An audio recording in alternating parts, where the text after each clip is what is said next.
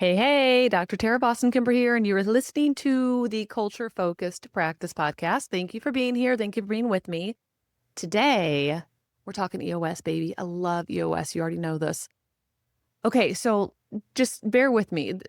I think a lot of people think about EOS as a checklist, and sure, like to some extent, there are things that you can check off as you go through this, but the reality is that it's a rhythm. It's a way of being in a practice. It's a way of operating. It's not something that you just wrote do and then it works. It's something that you embed and bake in and integrate into systems to ensure that it's a part of how you live and breathe as a group. So in this episode, we're going to talk about what it actually looks and feels like when EOS is working in a group practice. EOS isn't just about having a beautiful accountability chart. It's not just about having cleaner, well-run meetings, although I would say those are benefits. It's really about team alignment. It's really about enhanced clarity. It's really about emotional and quite fucking frankly, logistical relief. That's what we're getting at with EOS.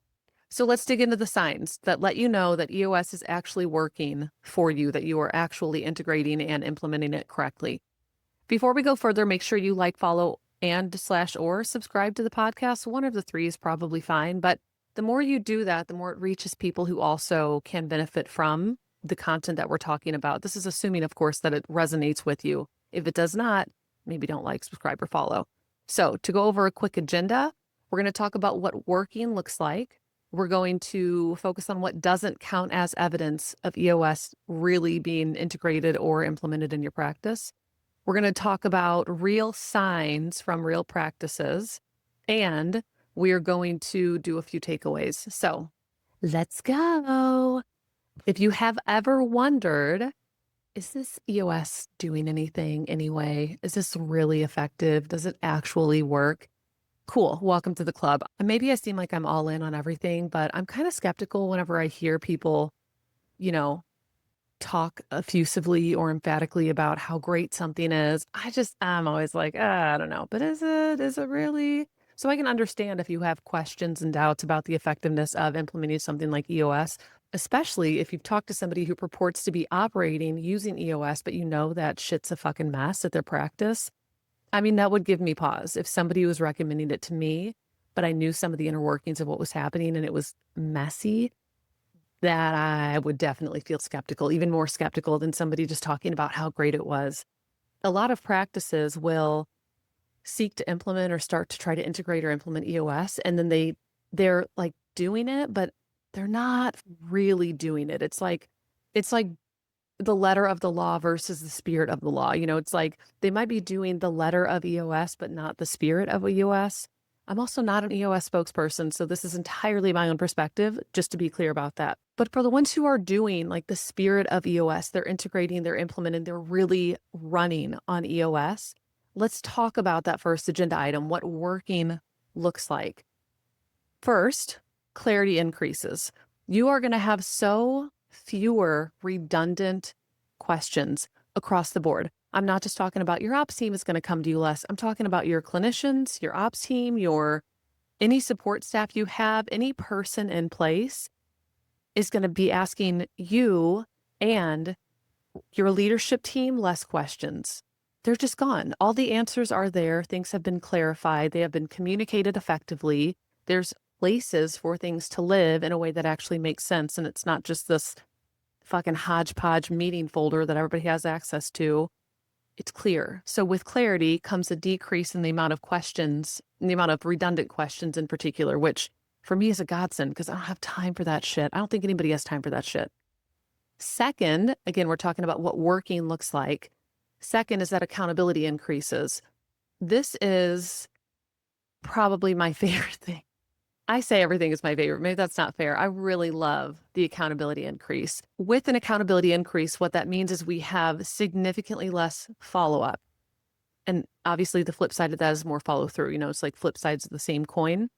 For me, having to follow up less is always going to be a really smart move because I'm not going to remember to follow up. The reason I have people in place is because I cannot consistently remember all of the things that need to get done especially things that are consistent, which seems counterintuitive, but that is just the way that my brain works. I'm not going to hold on to something that's done. If it's done, it's out of my brain. Like I'm done with this unless it has some like intense emotional resonance for me.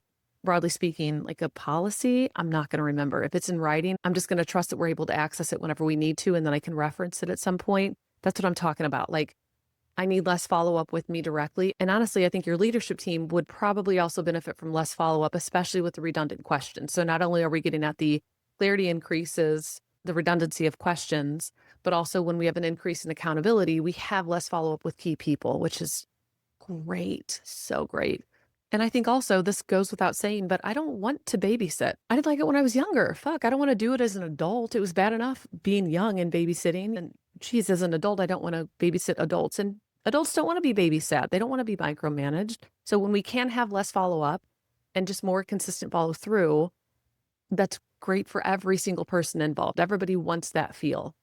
Third thing, tension gets surfaced early. This, I already said that the last one was one of my favorite things, but this might actually be one of my favorite things. I am a pro calling the elephant out as it sits in the middle of the room with its pink spots and giant hide. I want to talk about it. What is actually happening? What's going on? And I want to preemptively talk about something or I want to prep for what I know is coming. And so if you are operating, like truly operating from an EOS perspective, there are very few things that will feel surprising. Maybe this isn't case in point, but just as evidence to support the thing that I'm saying right now, I've been conducting biannual reviews. I'm almost done with all of them. Every single thing that has come up as a source of great feedback from my team on the biannual reviews is something that's already on our VTO, or it's already on our issues list for our L10 meetings. We already know nothing is new. And that is an incredible feeling. Not only does it validate the direction that we've gone and sort of the essence and feel of the entire group, but also it validates that using EOS surfaces things early in advance of them coming out elsewhere. If you are the metaphorical canary in the coal mine, just sort of historically, and you have like a really sort of a sensitive emotional barometer, maybe, you're going to be good at this already, at least with regard to emotional things in particular, and maybe like the feel of the practice. But when you do implement EOS and it's running and it's working, you're also going to start to realize there are logistical and operational things that get surfaced that you weren't really privy to, but they're coming up because people are taking ownership. People are being held accountable and doing their own follow through. Everybody has more clarity. And so anything that doesn't fit or have a nice place to go naturally is going to rise up and end up on one of those issues list items. That really is probably one of my favorite things about EOS is that we are constantly ahead of the curve at this point. Initial implementation was a little more reactive. We were like putting out fires and fixing a lot of things. At this point, after doing it for a few years and really operating true to EOS to the extent that I know, it's been preemptive. And that has been a relieving experience, to say the least. Last piece about what working looks like with regard to EOS. This looks like you being able to leave for a solid week or two, and you come back and everything's fine. Everything's okay. That's what it looks and feels like. And you trust leaving and coming back. That's what it looks like. Again, another example, my integrator right now is on maternity leave. She's out. She's gone. We're not bothering her with questions. We're not seeking her out. Of course, there's some weight that's felt. Like I feel some of the weight. I have some of the things that she's responsible for. My billing specialist does. My client care coordinator does. My DCO has some. So it's dispersed amongst a few key people. But she has nothing to worry about because everything was clear in advance of it happening. There's so much clarity in the system and all the structure and roles already that when she stepped out and clearly laid out what everybody would need to be doing in her absence, we took it in stride and now we're able to go and run with it. Again, relieving. That's how it feels, is relieving. Okay, I think I've covered what working looks like enough. So we're going to move on to what doesn't count as evidence. I actually love this. I am really probably not unique in that I don't like when people pay lip service to things without the sort of felt experience of what it should be like. I don't like that. I don't think most people do. It feels very performative, sort of inauthentic. So let's talk about what doesn't count as evidence of EOS working in the wild. There's 4 items here. One is a pretty meeting agenda. I love L10 meetings. I love them. Part of why I love them is the way that they're run. Fine, having a meeting agenda is great, and you can have it in writing, but if you're not following the L10 meeting agenda in the way it's intended to be followed, you are not operating from an EOS perspective.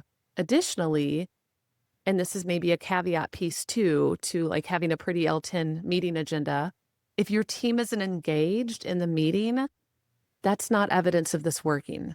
That points to there's a different problem that's taking place. Both of those things point to these are different problems that are taking place. One is that you're not following the meeting agenda in the way that it's intended. The other is that your team's not engaged in the process. Like that highlights a different issue. For the record, let me backtrack just a second.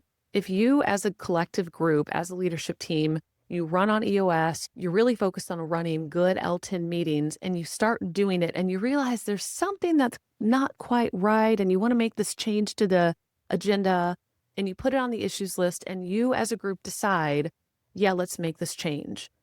To me, is the spirit of EOS. It's being able to implement a structure that allows you to also make modifications within the confines of the system that respect the original structure, but also work for you. This isn't, the intention with EOS isn't to just rigidly follow every single quote rule, end quote, there is. It's to implement and integrate, make modifications where and as needed, while also, again, seeking to respect the original structure and not, I would say you want one of your 2 off course. If you say you're running L10 meetings and you're just not hitting any of the agenda items, that's not EOS. That's now whatever you want it to be. So just to recapture this, a pretty L10 meeting agenda doesn't mean, 1, that you are following the agenda, which you should be if you're not. And 2, it does not mean that your team is engaged. So having that agenda does not count as evidence. A second thing that does not count as evidence is having a rock does not equal achieving traction. When you go to first set rocks, the very first time you do them, if you're implementing EOS in the order in which Gino Wickman recommends implementing EOS, then you will set rocks before you have a vision. Rocks are your most important quarterly priorities. They're quarterly goals, basically. After you have a vision, your rocks, by nature of working through your vision traction organizer, are reflective or at least pointing to the 5-year, 10-year, or 20-year target, whatever time frame you decide upon. They are headed in that direction. That's what they're connected to. So when I say having rocks doesn't achieve traction, like those things are not equivalent, what I think I'm trying to say is that you might set shitty rocks even after you have a vision. If you're not setting your rocks via your vision and like connected back to your 1-year plan, then you're probably not setting accurate rocks.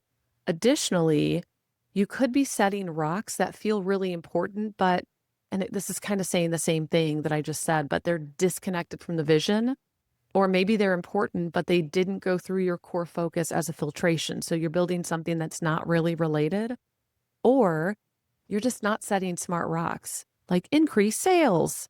Not a smart rock. Like by what percentage? What's your baseline now? Who's responsible for this? Is like, there's so many questions that are left by that. So it could be that you're not setting smart rocks. It could also be that you're not connecting it to your vision. Both of those things mean that your rocks will not equal traction. And so having a rock does not count as evidence of EOS being integrated correctly or run effectively. Okay, what also doesn't count as evidence is you just filling out the tools. So if you fill out a VTO, a vision/traction organizer, for example, that does not mean you're living it out. Having a scorecard and you fill it out every single week, but you don't review it on a consistent basis and you don't make decisions based on it and you don't drop down low numbers to your issues list and you don't have baseline data, that's you having this tool and maybe filling it out, but not living out the intention of it. So just because you have tools doesn't equal you're living them out in the way that they are intended, which again goes against the spirit of EOS from my perspective, of course. The last piece here, what doesn't count as evidence, is confusing activity with impact. I always think that people, there's like a flurry of activity and sort of like everyone's productive, we're doing shit, we're busy. I sent out 50 emails. That is not the same thing as having an actual impact on the culture or the clarity of the systems or the process itself or the community or the vision or anything else related to EOS. It also reminds me of Cal Newport. He writes in Deep Work, which is one of my favorite books. I love Cal Newport's work. I love Deep Work in particular. If you haven't read it, you should. In that book in particular, he talks about sort of this focus on productivity and how there's this need for people to like see movement and see, well, you moved your mouse. I typed 1,000 emails, so I must have been really busy. But the reality is that if you're moving your mouse all the time just to make it look like you're busy if you're working, remotely or something, and that's the way the company you work for is tracking your quote activity, or if you're sending 1,000 emails, what you're not doing is getting anything fucking done. I hate email because it takes me away from getting shit done, period. I can't think. If I'm writing an email, I'm actively not spending time working on my rock, working through my to-do items, troubleshooting big concepts that I need to grapple with to forward the vision of the practice. So activity is not the same thing as impact. That might be a hill I will die on. I'm not sure yet. I'll let you know. Those are the points of evidence. So let's move on to agenda item number 3, shall we? Real signs from real practices. I love these. I'm pumped to share them with you. 4 things. Boop, boop, boop. 4 things. 1, 2, 3, 4. Number 1, here's a sign that your practice is running well on EOS. A team member voluntarily raises a process issue. Love it. Love it. And maybe you like solicit feedback on a consistent basis, but you have somebody coming forward and saying, hey, I, interfaced with this system and I kind of, it didn't really work for me. Something seemed like it was snagging somewhere. This is a few months ago, but as an example, I had a clinician who brought up to me an issue with our phone system, and I hadn't heard it yet. And she basically said something about how her client struggled to get in contact with her because there was like multiple menu options that didn't make any sense. And long story short, we had our phone tree set up all fucking wrong. So then people are calling in, they're getting the wrong menu, they're entering the wrong number to try to connect with their clinician. What a shit show. That's what I'm talking about. This is voluntarily being shared with me by somebody who is a clinician at the practice. Really important information, obviously, has a huge impact on the entire team and the client experience of the practice, and was fixed in like 10 minutes. So that's a great thing. Another sign that you are operating EOS effectively, that you've integrated it effectively, maybe, hear me out, bear with me, maybe a meeting ends early because you actually solved shit and it's done and you don't have to keep going. I will say for leadership, this is not going to happen for us. There's constantly things to talk through, troubleshoot, etc. constantly. But for my ops team, they are smooth fucking sailing, man. Like they frequently will end their meetings early because their systems and their processes are just so tight. They're so tightly run and so well done with the right people in the right seats that that's really not uncommon. And so they do an L10 style meeting specific to operations, and very frequently it's going to end early, which to me highlights the right people in the right seat. Again, this goes back to activity doesn't equal impact. If you don't have shit to talk about and there's not problems, don't waste your time in a meeting making things up in order to feel like you're working. Nope, don't. Just go back and do what you need to do. If you're done, you can be done. It's okay. Third thing for real signs is that people are asking for metrics instead of dodging them. I had a clinician literally emailed the DCO. She copied me on, but she emailed our DCO and said, I'm worried about my numbers. I was out of town, this other thing, I was sick, etc. There's a couple of things that happened in one of the recent quarters. I'm worried about my numbers. I want to talk through it.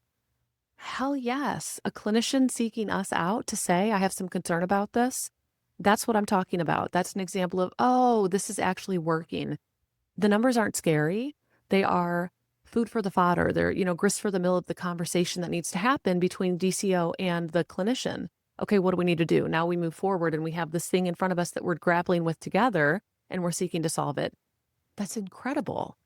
Fourth thing, I'm so terrible at transitions from item to item. I'm sort of like, and by terrible, I guess I should say abrupt. I just, okay, that's done. Moving on. That's just what happens.